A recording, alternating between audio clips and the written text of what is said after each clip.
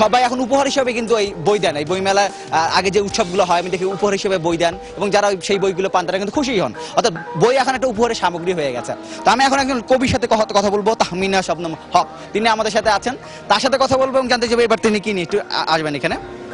এবার আপনি কি নিয়ে এসেছেন এই বই মেলা, কি এসেছেন? এই বইমেলায় এবারই আমার প্রথম কবিতা গ্রন্থ প্রকাশিত হলো, তুমিও কবিতা। দেখেন ক্যামেরার দিকে একটু দেখেন। তুমিও আমার কতগুলো কবিতা সংকলন। এই তুমি মানে হচ্ছে যে শুধুমাত্র প্রেমিক তুমি তাই নয়, আমার এই তুমি ইন্দ্রিয় গ্রাহ্য এবং ইন্দ্রিয়াতীত, কখনো ঈশ্বর কখনো প্রকৃতি। আচ্ছা, প্রথম কাব্যগ্রন্থ বের হলো, এই অনুভূতিটা বলবেন যে প্রথম যেদিন বই বের হয় কেমন লাগে সেই? আচ্ছা, আমি একটা মজার কথা বলি। আমার প্রথম সন্তান জন্মেছিল 14ই ফেব্রুয়ারিতে, আমার প্রথম বইটাও প্রকাশিত হলো 14ই ফেব্রুয়ারিতে। আমার মনে হলো দুটো অনুভূতি একই রকম। এই যে বইমেলা আসেন, অন্য সময় হয়তো পাঠক হিসেবে এসছেন গত বইমেলায়, এবার লেখক হিসেবে আসছেন, কেমন লাগছে বইমেলা? একটু পার্থক্য কি মনে হচ্ছে?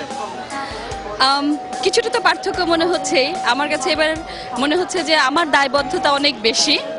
আমি দেখছি পাঠকরা আমার কবিতা কিভাবে নিচ্ছে সেটা দেখছি। আর আমি প্রতিবারই বইমেলায় একাধিকবার এসেছি। আমি যখন ভার্সিটিতে পড়েছি তখন তো প্রতিদিনই এখানে এসেই আমাদের আড্ডা হতো বইমেলায়। আর বই কিনতে আসতাম, এবার বই কিনছিও এবং সেই সাথে দেখছি আমার বই কিভাবে নিচ্ছেন পাঠকরা। অনুভূতিতে অবশ্যই ভিন্ন মাত্রা যোগ হয়েছে। নতুন লেখকদের ক্ষেত্রে মানে বই প্রকাশটা কতটা সহজ অথবা কঠিন আপনার কি মনে হয়? আগের চেয়ে মনে হয় এখন একটু সহজ হয়েছে।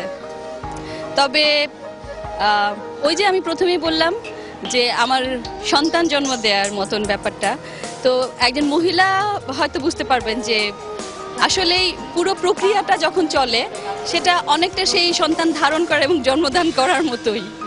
ধন্যবাদ আপনাকে, এবং আপনার আশা করছি আপনার বইটি অবশ্যই পাঠকপ্রিয়তা পাবে। আপনাকেও ধন্যবাদ।